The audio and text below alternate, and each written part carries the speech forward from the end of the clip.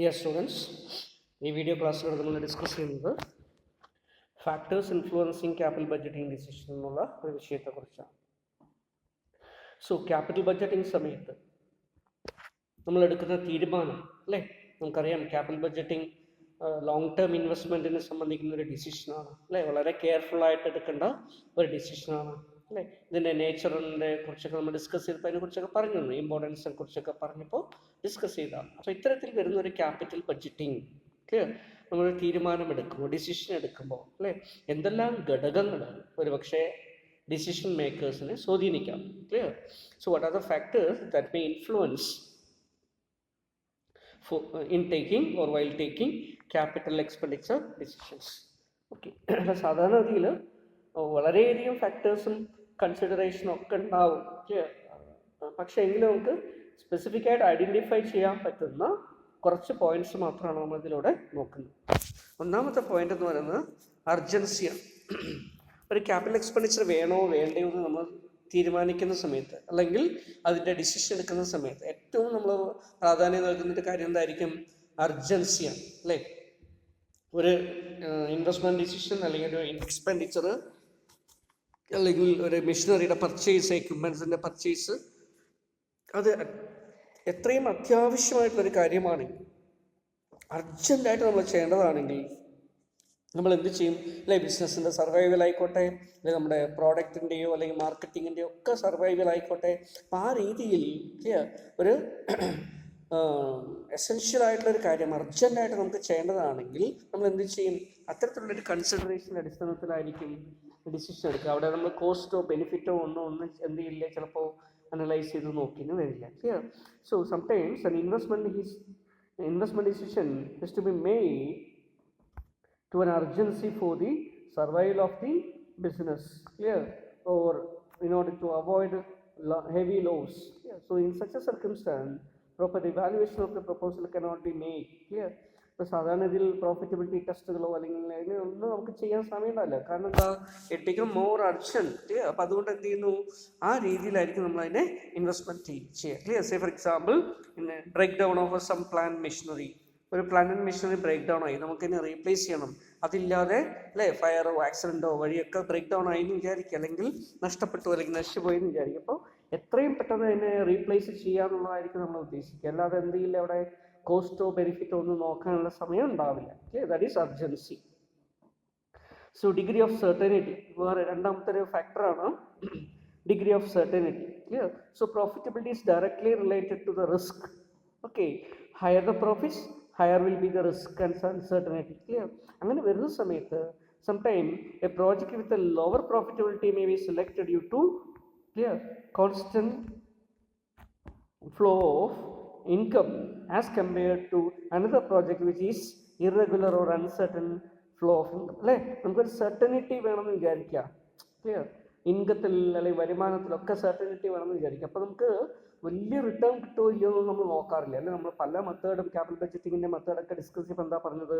Higher the profit അല്ലേ, higher the ARR, higher the IRR അല്ലേ, അല്ലെങ്കിൽ ഏറ്റവും കൂടുതൽ NPV, നെറ്റ് പ്രസൻറ്റ് വർത്ത് വരുന്നത്, അങ്ങനെയൊക്കെ നോക്കിയിട്ടാണ് എടുക്കുക. പക്ഷെ നമുക്കറിയാം ഇൻ ആക്ച്വൽ പ്രാക്ടീസ് അല്ലേ, റിട്ടേൺ കൂടുതൽ കിട്ടണമെങ്കിൽ റിസ്ക്കും കൂടുതൽ എടുക്കണം. Clear. When there is a higher profit means higher will be the risk, higher will be the uncertainty, and therefore അൺസർട്ടനിറ്റിയോ റിസ്ക്കോ അത്രയും ഏറ്റെടുക്കാൻ പറ്റാത്ത ഒരാൾ അല്ലെങ്കിൽ പറ്റാത്ത ഒരു മാനേജ്മെൻറ്റ് അല്ലെങ്കിൽ ബിസിനസ് അതിനെന്ത് ചെയ്യും? പ്രോഫിറ്റബിലിറ്റിയെ സാക്രിഫൈസ് ചെയ്ത് വേണമെങ്കിൽ എന്ത് ചെയ്യും? കുറച്ച് റിട്ടേൺ കിട്ടിയാലും കുഴപ്പമില്ല, സ്റ്റഡി ആയിട്ട് നമുക്ക് ഇൻകം കിട്ടുന്ന ഒരെണ്ണം മതി എന്ന് വിചാരിച്ച് എന്ത് ചെയ്യും? അങ്ങനെ ഒരു പ്രോജക്റ്റിലേക്കായിരിക്കും ഇൻവെസ്റ്റ് ചെയ്യുക. അല്ലാതെ എന്ത് നോക്കില്ല, എക്കണോമിക് കൺസിഡറേഷൻ ഒന്നും ചിലപ്പോൾ നോക്കിയെന്ന് വരില്ല. Clear. So degree of certainty of return required, അത് ഒരു പ്രധാനപ്പെട്ട ഫാക്ടറായിട്ട് നമുക്ക് ഐഡൻറ്റിഫൈ ചെയ്യാൻ പറ്റും. അപ്പോൾ in certain case management or people who are taking investment decision or capital expenditure decision will take only the certainty of earning, certainty of cash flows, clear, rather than return or benefit, clear, from the investment. അപ്പം അങ്ങനെ ആ രീതിയിൽ നമ്മൾ നോക്കുന്നുണ്ട്, അതൊരു ഫാക്ടറായിട്ട് നമുക്ക് പറയാം. നെക്സ്റ്റ് വൺ, ഇൻടാഞ്ചിബിൾ ഫാക്ടേഴ്സ് അല്ലേ. ടാഞ്ചിബിൾ അല്ലാത്ത കുറേയധികം ഘടകങ്ങൾ, ഇൻടാഞ്ചിബിൾ ആയിട്ടുള്ള ഘടകങ്ങൾ എന്തിനെ സ്വാധീനിക്കാം? ക്യാപിറ്റൽ എക്സ്പെൻഡിച്ചറിനെ സ്വാധീനിക്കാം. Clear. So capital expenditure has been made due to certain environmental or intangible factors, clear? Emotional factors, intangible factors such as safety and welfare of the workers, prestigious project, social welfare, goodwill of the firm. ഇങ്ങനെ വേറെ എന്തെങ്കിലും intangible ആയിട്ടുള്ള ചില ഘടകങ്ങളെ അടിസ്ഥാനപ്പെടുത്തിയിട്ടായിരിക്കും ഇത് എടുക്കുക. Okay.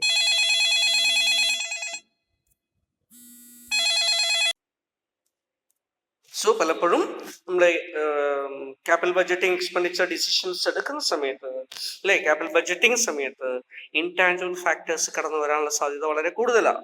Clear? അത് ചിലപ്പോൾ സോഷ്യൽ വെൽഫെയറിനെ സംബന്ധിക്കുന്ന ഒരു കൺസിഡറേഷന്റെ ബേസിസിൽ മാത്രം ചെയ്യുന്നതായിരിക്കും. അല്ലാതെ എന്തെടുക്കില്ല, എക്കണോമിക് ബെനിഫിറ്റ്സ് എടുക്കില്ല. അല്ലെ, ഫോർ എക്സാമ്പിൾ ഇപ്പോൾ ഒരു പ്രോജക്റ്റ് നമ്മളൊരു ഹോസ്പിറ്റൽ കിട്ടുന്നു, അതിൽ നിന്ന് എന്ത് റെമ്യൂണറേഷൻ കിട്ടും നോക്കിയിട്ടായിരിക്കും ഒരു കമ്പനി ചിലപ്പോൾ അത് ചെയ്യുക. ക്ലിയർ? അവരുടെ സോഷ്യൽ റെസ്പോൺസിബിലിറ്റിയുടെ ഭാഗമായിട്ടായിരിക്കും. അല്ലെങ്കിൽ ഒരു സ്കൂളോ കോളേജോ കെട്ടി നിൽക്കുന്നു, അതൊരു എക്സ്പെൻഡിച്ചർ ഒരു പ്രോഗ്രാമാണ്. പക്ഷെ അവിടെയും എന്ത് നോക്കാറില്ല, ബെനിഫിറ്റ് നോക്കാറില്ല. ക്ലിയർ? ചിലപ്പോൾ നമുക്കറിയാം, നിങ്ങൾ ഒരുപക്ഷെ കേട്ടിട്ടുണ്ടാവും ടാറ്റ കമ്പനി, അല്ലെ, ടാറ്റയുടെ ഒരു ഡ്രീം പ്രോജക്റ്റ് ആയിരുന്നു, രത്തൻ ടാറ്റയുടെ ഡ്രീം പ്രോജക്റ്റ് ആയിരുന്നു ടാറ്റ നാനോ എന്ന് പറയുന്നത്. ഏറ്റവും കുറഞ്ഞ വിലയിൽ ഒരു കാറ് നിർമ്മിച്ച് നൽകുക എന്നുള്ളത്. ക്ലിയർ? അപ്പൊ ചെറുകിട ആൾക്കാരെ സംബന്ധിച്ച് സാധാരണ ഒരു കാർ ഓൺ ചെയ്യുക എന്ന് പറയുന്നത് എല്ലാവരുടെയും ഒരു ആഗ്രഹമായിരിക്കും. പക്ഷെ ചെറുകിടക്കാർക്ക് അത് പറ്റില്ല. അപ്പൊ അതുകൊണ്ട് താഴ്ന്ന വരുമാനമുള്ള ഒരാൾക്കും കാർ യൂസ് ചെയ്യാൻ പറ്റുന്ന തരത്തിലേക്ക് കാറിനെ കൊണ്ടുവരാം. അപ്പൊ അദ്ദേഹം ആദ്യം കൺസിഡർ ചെയ്ത് 1 ലക്ഷം രൂപയ്ക്ക് കാർ നൽകണം എന്ന് പറഞ്ഞിട്ടുള്ള ഒരു പ്രോജക്റ്റ് ആണ്. പക്ഷേ ടാറ്റ അത് ഏറ്റെടുത്ത്, അങ്ങനെ ഒരു പ്രോജക്റ്റ് ഏറ്റെടുത്തു. അതിന്റെ ഫീസിബിലിറ്റി എല്ലാം അനലൈസ് ചെയ്ത് കോസ്റ്റ് ബെനിഫിറ്റ് ഒക്കെ നോക്കുന്ന സമയത്ത് 1 lakh എബോവ് വരും അതിന്റെ കോസ്റ്റ്. പക്ഷേ ക്ലിയർ, 1 ലക്ഷത്തിൽ അധികം വരുന്നു, 1,20,000 രൂപ 30,000 രൂപ ആദ്യം വന്നിരുന്നു അതിന്റെ സമയത്ത് തന്നെ, അതിന്റെ ആദ്യത്തെ യൂണിറ്റ് ഇറങ്ങുമ്പോൾ തന്നെ.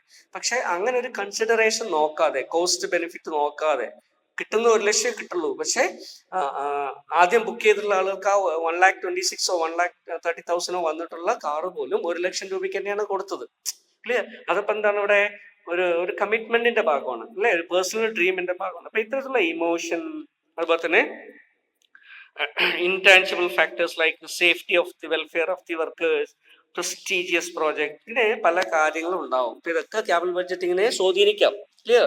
അല്ലാതെ നമ്മൾ നേരത്തെ പറഞ്ഞ പോലെ ARR കൂടുതൽ കിട്ടി അതുകൊണ്ട് മാത്രം അക്സെപ്റ്റ് ചെയ്തു, ARR കുറഞ്ഞു പോയി അതുകൊണ്ട് റിജക്ട് ചെയ്തു, അല്ലെങ്കിൽ NPV നെഗറ്റീവ് ആയിരുന്നു അതുകൊണ്ട് അതിനെ റിജക്ട്, ഇങ്ങനെയൊന്നും പറയാറില്ല. കാരണം എന്താ, ഇവിടെ നമ്മൾ ക്യാപിറ്റൽ ബഡ്ജറ്റിങ്ങിൽ ഇത് മാത്രമല്ല കൺസിഡറേഷൻ. ഇവിടെ കൊമേഴ്ഷ്യൽ പ്രോജക്റ്റ് നോക്കുന്ന സമയത്ത് ഇങ്ങനെയൊക്കെ കൺസിഡർ ചെയ്യാം. പക്ഷെ പലപ്പോഴും അതല്ലാത്ത കൺസിഡറേഷൻ ക്യാപിറ്റൽ ബഡ്ജറ്റിങ്ങിൽ വരാറുണ്ട് എന്നുള്ളത്.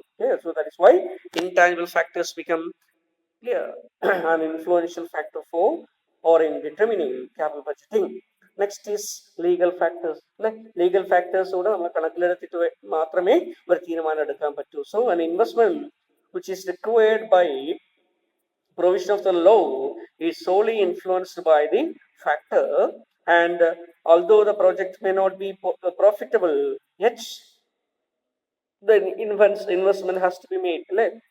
ലീഗൽ ഫാക്ടർ, ചില ഇതിലേക്ക്, ചില ഏരിയയിലേക്ക് ഇൻവെസ്റ്റ്മെന്റ് നമുക്ക് ചെയ്യേണ്ടതായിട്ട് വരാം നിയമത്തിന്റെ അടിസ്ഥാനത്തിൽ. അല്ലെ, for example we need to, ഒരു കമ്പനി പ്രവർത്തിച്ചുകൊണ്ടിരിക്കുക, ഒരു മാനുഫാക്ചറിങ് കൺസേൺ ആണെന്ന് വിചാരിക്കുക. അവരവരുടെ വേസ്റ്റ് പ്രോഡക്റ്റ് പ്രൊഡക്ഷൻ നടക്കുന്ന സമയത്തുള്ള വേസ്റ്റിനെ ഇപ്പൊ ഡിസ്പോസ് ചെയ്യുന്നതിന് യാതൊരു മെത്തേഡൊന്നും ഇല്ല, അവരങ്ങനെ ചെയ്തുകൊണ്ടിരിക്കുകയാണ്. ക്ലിയർ? അപ്പൊ അവർ നോക്കിയത് ഒരു പൊല്യൂഷൻ കൺട്രോൾ ഡിവൈസിനെ കുറിച്ച്, വേസ്റ്റ് ഡിസ്പോസൽ പ്ലാന്റിനെ കുറിച്ച് അവർക്ക് ഇത് പ്രപ്പോസൽ വന്നു എന്ന് വിചാരിക്കുക. അതിന്റെ കോസ്റ്റ് ബെനിഫിറ്റ് ഒക്കെ നോക്കി, അപ്പോൾ കോസ്റ്റ് കൂടുതലാണ്, ബെനിഫിറ്റ് കുറച്ചേ കിട്ടുള്ളൂ. അപ്പൊ അവർ പ്രോജക്റ്റ് ഒക്കെ ഡ്രോപ്പ് ചെയ്യാൻ വേണ്ടി തീരുമാനിച്ചു നിൽക്കുകയാണ്. പക്ഷേ നമുക്കറിയാം, നമ്മുടെ രാജ്യത്തെ നിയമം അനുസരിച്ച്, പൊല്യൂഷൻ കൺട്രോൾ റെഗുലേഷൻസ് അനുസരിച്ച് എന്ത് ചെയ്യണം, വേസ്റ്റ് ഡിസ്പോസൽ ഒരു പ്രധാനപ്പെട്ട ലീഗൽ റിക്വയർമെന്റ് ആണ്, കമ്പനിയുടെ ലീഗൽ റിക്വയർമെന്റ്. അത് ചെയ്തില്ലെങ്കിൽ, കംപ്ലൈ ചെയ്തില്ലെങ്കിൽ എന്ത് ചെയ്യും, കമ്പനി അടച്ചുപൂട്ടേണ്ടി വരും. അല്ലെ? അപ്പൊ അവിടെ എക്കണോമിക് കൺസിഡറേഷൻ നമുക്ക് നോക്കാൻ പറ്റില്ല. അപ്പൊ എന്ത് ചെയ്യണം, ലീഗൽ ഫാക്ടേഴ്സ് നമ്മൾ മനസ്സിലാക്കണം. അല്ലെ? ലീഗൽ ഫാക്ടേഴ്സ് എടുത്തിട്ട് ചെയ്യാൻ പറ്റും. അതുപോലെ തന്നെയാണ് ബിസിനസ്, ചിലപ്പോൾ സ്മോക്ക് എമിഷൻ ഒക്കെ വരുന്ന യൂണിറ്റുകളാണെങ്കിൽ അവിടെ പൊല്യൂഷൻ കൺട്രോൾ ഡിവൈസസ് വെക്കേണ്ടി വരും. ക്ലിയർ?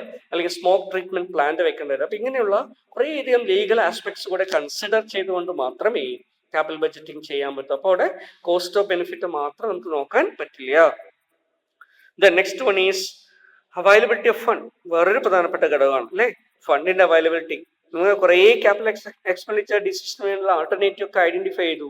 പക്ഷേ ആ ഐഡന്റിഫൈ ചെയ്ത ആൾട്ടർനേറ്റീവ്സിനൊക്കെ ഇൻവെസ്റ്റ് ചെയ്യാൻ വലിയ വലിയ എമൗണ്ട് വേണം. നമ്മുടെ കൈവശം കുറച്ച് എമൗണ്ടേ ഉള്ളൂ, അല്ലെ, ഫണ്ട് റിക്വയർഡ് കുറച്ചേ ഉള്ളൂ. അപ്പൊ എന്ത് ചെയ്യേണ്ടി വരും, നമുക്ക് even though such projects are more profitable than അല്ലെ ലീസ്റ്റ് കോസ്റ്റ് പ്രോജക്ട്, അങ്ങനെ കുറച്ച് ഇൻവെസ്റ്റ്മെന്റ് മാത്രം വേണ്ടി വരുന്ന പ്രോജക്റ്റിനേക്കാളും അതൊക്കെ വളരെ കൂടുതൽ പ്രോഫിറ്റബിൾ ആയിരിക്കും. പക്ഷെ നമുക്ക് ഇൻവെസ്റ്റ് ചെയ്യാൻ പറ്റില്ല because of the fund requirement അല്ലെങ്കിൽ fund availability. Okay, so an equal opportunity generally requires a lot, clear? So a capital expenditure generally requires a large amount of funds, clear? So the availability of such funds is an important factor that influences capital budgeting decision. A project, clear, however profitable, clear, may not be taken for want of funds, and the project with a lesser profitability may sometimes be preferred because of fund requirement, clear? So lesser payback period, clear, or for want of liquidity, ഇങ്ങനെയുള്ള ചില consideration കൂടെ വരാം. അപ്പോൾ ഫണ്ടിന്റെ availability ഒരു പ്രധാനപ്പെട്ട ഘടകമായിട്ട് നമുക്ക് influential factor ആയിട്ട് പറയാം. So next is future earnings, അല്ലെ? കമ്പനിയുടെ ഫ്യൂച്ചർ ഏർണിംഗ്. ഒരു പ്രോജക്റ്റ് നമ്മൾ സ്റ്റാർട്ട് ചെയ്യാണ്, ഇപ്പോഴാണ് നമ്മൾ പ്രോജക്റ്റിലേക്കുള്ള ഇൻവെസ്റ്റ്മെന്റ് ചെയ്യുന്നത്, ഇതിന്റെ റിട്ടേണും ഒക്കെ കിട്ടുന്നത് ഫ്യൂച്ചറിലാണ്. ഇങ്ങനെ ഫ്യൂച്ചറിൽ കിട്ടാൻ സാധ്യതയുള്ള റിട്ടേണിന്റെ അല്ലെ പ്രോസ്പെക്ട്സ് എന്താണ്, ഫ്യൂച്ചർ ഏർണിങ്സ് എന്ന് മാത്രം കിട്ടും, അല്ലെ? അത് അതിന്റെ ക്യാഷ് ഫ്ലോസ് ഏത് നേച്ചറിലായിരിക്കും വരിക? ഓക്കെ, അപ്പൊ അതിനെ അടിസ്ഥാനപ്പെടുത്തിക്കൊണ്ടായിരിക്കും അതിന്റെ ലൈക്ലിഹുഡ്, അല്ലെ, എത്രമാത്രം സാധ്യതയുണ്ട് അതിന്, ഇങ്ങനെയുള്ള കാര്യങ്ങളെ അടിസ്ഥാനപ്പെടുത്തിക്കൊണ്ടായിരിക്കും ഒരു പക്ഷേ സെലക്ഷൻ വരിക. അപ്പോൾ ക്യാപിറ്റൽ എക്സ്പെൻഡിച്ചർ നമ്മൾ ചെയ്യുന്ന സമയത്ത് എന്ത് ചെയ്യുന്നു, ഫ്യൂച്ചർ ഏർണിങ്സ് എന്ന് പറയുന്നത് ഒരു കൺസിഡറേഷൻ ആയിട്ട് വരാം. സോ അതുപോലെ തന്നെയാണ് ഫ്യൂച്ചർ ഏർണിങ്സിന്റെ കേസ് നമ്മൾ പറഞ്ഞ പോലെ ഒരു പ്രോജക്റ്റ് ചിലപ്പോൾ ഇപ്പം നമ്മൾ നോക്കുന്ന സമയത്ത് അതിന് അത്രത്തോളം എന്തുണ്ടാവില്ല, ഏർണിങ്സിന്റെ പൊട്ടൻഷ്യൽ ഉണ്ടാവില്ല ചിലപ്പോൾ ഇനീഷ്യൽ ഇയേഴ്സിൽ. ഒരു പുതിയ ലേറ്റസ്റ്റ് ടെക്നോളജി ഒക്കെയാണെന്ന് വിചാരിക്കുക, അപ്പൊ ഇനീഷ്യൽ പീരീഡിൽ ചിലപ്പോൾ അത്രത്തോളം ഉണ്ടാവില്ല. സബ്സിക്വന്റ്ലി അതിന് ഏർണിംഗ് പൊട്ടൻഷ്യൽ ഉണ്ട് എങ്കിൽ, അല്ലെ, അപ്പൊ ഫ്യൂച്ചർ ഏർണിങ്സിൽ വരാനുള്ള സാധ്യത, കൂടാനുള്ള സാധ്യത, ടോട്ടൽ ഏർണിങ്സിൽ വരാനുള്ള വ്യത്യാസം, ഇങ്ങനെയുള്ള കുറേയധികം കൺസിഡറേഷന്റെ അടിസ്ഥാനത്തിലായിരിക്കും ഒരു പക്ഷെ നമ്മൾ പ്രോജക്റ്റിനെ എക്സ്പെൻഡിച്ചറിലേക്ക് അല്ലെങ്കിൽ ക്യാപിറ്റൽ എക്സ്പെൻഡിച്ചറിലേക്ക് വരിക, അല്ലെങ്കിൽ ക്യാപിറ്റൽ ബഡ്ജറ്റിംഗിലേക്ക് ഡിസിഷൻ എടുക്കുക. അതുകൊണ്ട് future earnings will also be taken into account. Next one, obsolescence, chance of obsolescence, അല്ലെ? ഒരു പ്ലാന്റ് അല്ലെങ്കിൽ മെഷീനറി അല്ലെങ്കിൽ എക്യുപ്മെന്റ്സ് അല്ലെങ്കിൽ ഡിവൈസ് ഒക്കെ നമ്മൾ വാങ്ങിക്കുമ്പോൾ ഇത് കാലഹരണപ്പെടാനുള്ള സാധ്യത നമ്മൾ നോക്കണം, അല്ലെ? ടെക്നോളജിക്കൽ ഒബ്സലസൻസ് വരാനുള്ള സാധ്യത പരിശോധിക്കേണ്ടതായിട്ടുണ്ട്. അപ്പൊ ആ രീതിയിൽ ചാൻസസ് ഓഫ് ഒബ്സലസൻസ് ഒരു പ്രധാനപ്പെട്ട ഘടകമായിട്ട് നമുക്ക് പറയാൻ പറ്റും, അല്ലെ?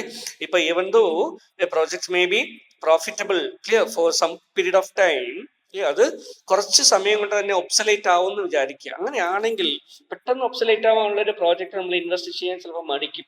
കാരണം എന്താ, ഈവൻ ദോ അത് പ്രോഫിറ്റബിൾ ആണെങ്കിൽ പോലും നാളെ എന്ത് സംഭവിക്കും, ടെക്നോളജി മാറില്ല. ഇപ്പൊ ഫോർ എക്സാമ്പിൾ നമുക്ക് അറിയാം, 4G 3G വന്നു, 4G വന്നു, അല്ലെ, 5Gയിലേക്ക് വരുന്നു. ഇപ്പോൾ വളരെ പെട്ടെന്നാണ് ടെക്നോളജി മാറുക. എപ്പോൾ മാറും നമുക്ക് പറയാൻ പറ്റില്ല. അപ്പൊ ഈ രീതിയിൽ വരുന്ന ടെക്നോളജി ആയിട്ടുള്ള ഒരു കാര്യമാണെങ്കിൽ നമുക്ക് എന്ത് ചെയ്യേണ്ടി വരും, അപ്പോൾ ഏറ്റവും എളുപ്പത്തിൽ പേ ബാക്ക് കിട്ടുന്ന തരത്തിലുള്ള ഒരു മെത്തേഡായിരിക്കും നമുക്ക് സെലക്ട് ചെയ്യേണ്ടി വരിക. മറ്റുള്ള കൺസിഡറേഷൻ നോക്കാൻ പറ്റില്ല, അല്ലെങ്കിൽ മറ്റുള്ള മെത്തേഡ്സ് അനുസരിച്ച് നോക്കിയിട്ട് കാര്യം ഉണ്ടാവില്ല. അപ്പോൾ ആ രീതിയിലും വരാം. അപ്പോൾ chances of obsolescence is another factor which may influence capital budgeting here. So there are certain projects which have a greater risk of obsolescence than the others. Here, in that case, here chances of obsolescence, like rate of obsolescence, ഇതൊക്കെ നോക്കിയിട്ട് വേണം നമ്മൾ എന്ത് ചെയ്യാൻ, പ്രോജക്റ്റിലേക്ക് investment ചെയ്യാൻ. Okay, so research and development of A project, ഒരു പ്രോജക്റ്റിന്റെ research and development, clear, അതും ഒരു പ്രധാനപ്പെട്ട ഘടകമായിട്ട് വരാം. Clear, so it is necessary for the long-term survival of the business to invest in research and development projects too, though it may not look for profitable investment. അല്ലെ, സാധാരണ R&D project ഒക്കെയാണെന്ന് വിചാരിക്കാം. R&D പ്രോജക്റ്റും capital എക്സ്പെൻഡിച്ചറുമായി ബന്ധപ്പെട്ട് വരാവുന്നു. പക്ഷേ R&D പ്രോജക്ട്സിന്റെ benefit നമുക്ക് കിട്ടുമോ ഇല്ലയോ നമുക്ക് ഇപ്പൊ മുൻകൂട്ടി പറയാൻ പറ്റില്ല. ക്ലിയർ, അപ്പൊ നമ്മളൊരു ടെക്നോളജി, ഒരു ഇൻവെൻഷൻ ചെയ്ത്, അല്ലെ, ഒരു ടെക്നോളജിയെ മോഡിഫൈ ചെയ്ത് ഇന്നോവേറ്റ് ചെയ്ത്, അല്ലെ, അതിനെ ഫീസിബിൾ ആണോ നോക്കി ഒക്കെ നമ്മൾ പ്രോട്ടോടൈപ്പ് ഉണ്ടാക്കി ടെസ്റ്റ് ചെയ്ത് എന്നിട്ട് അതിനൊരു പ്രോജക്റ്റോ അല്ലെങ്കിൽ പ്രോഡക്റ്റോ ആക്കി മാറ്റുന്നതിന്റെ ഇടയിൽ കുറേയധികം എക്സ്പെൻഡിച്ചർ ചിലവാകും. ഇത്തരത്തിലുള്ള R&D പ്രോജക്ട്സ് നാളെ ഒരു ഫ്യൂച്ചറിൽ ചിലപ്പോൾ നമുക്ക് വലിയൊരു ബൂസ്റ്റ് നൽകിയെന്ന് വരാം, ചിലപ്പോൾ അത് ഫെയിൽ ആയി എന്നും വരാം. പക്ഷേ അത് വെച്ചിട്ട് കോസ്റ്റ് കൂടുതലാണ്, ബെനിഫിറ്റ് കിട്ടാനുള്ള സാധ്യത ഇല്ല എന്ന് പറഞ്ഞാൽ നമുക്ക് R&D ഒഴിവാക്കാൻ പറ്റുമോ? പറ്റില്ല. കാരണം എന്താ, R&D is required for the long-term survival of the business. അതുകൊണ്ട് R&D പ്രോജക്റ്റുകൾ പലപ്പോഴും എക്കണോമിക് കൺസിഡറേഷന്റെ അടിസ്ഥാനത്തിലോ പ്രോഫിറ്റബിലിറ്റിയുടെ അടിസ്ഥാനത്തിലോ മാത്രമല്ല ചെയ്യുക. ക്ലിയർ? അപ്പൊ അത് ഫ്യൂച്ചറിസ്റ്റിക് ആയുള്ള ഗോൾസ് വെച്ചുകൊണ്ടായിരിക്കും R&D ചെയ്യുന്നത്. Okay. Next one is cost consideration. Cost of the capital projects, cost of the production, cost of opportunity, like opportunity cost of capital, etc. are also important consideration involved in the capital budgeting. Here, the capital budgeting is a consideration, cost consideration. The cost consideration, cost of the expenditure, like a project